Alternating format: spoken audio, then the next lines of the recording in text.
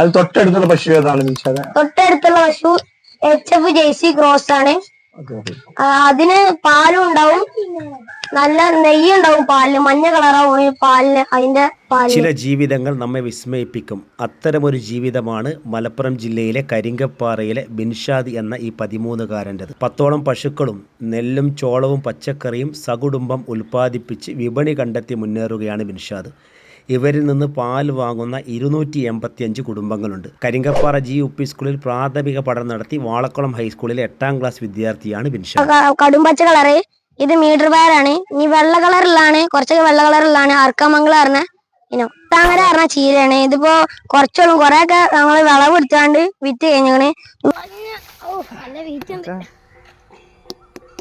ശരിക്കും പിന്നെ ഒരു നൊസ്റ്റാൾജി ഉണ്ടാക്കുന്ന ഒരു അടിപൊളി കാഴ്ചയാണ് ബിൻഷാദിന്റെ വീട്ടില് ഈ ഒരു വൈക്കോൽ തുരു. നിങ്ങളെന്താ ബിൻഷാദ പറയാ? വൈക്കോൽ തുണ്ടാന്നാണ് ഞങ്ങൾ.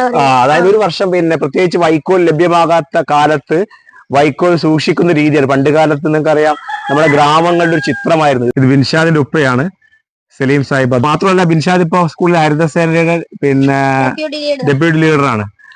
ഓക്കെ, പിന്നെ അതുപോലെ ബിൻഷാദിന് എന്താ സ്വപ്നം? നല്ല ഹൈടെക് കർഷകനാവലാണോ? അല്ല, എനിക്കൊരു കളക്ടർ ആവാനാണ് എന്റെ ആഗ്രഹം.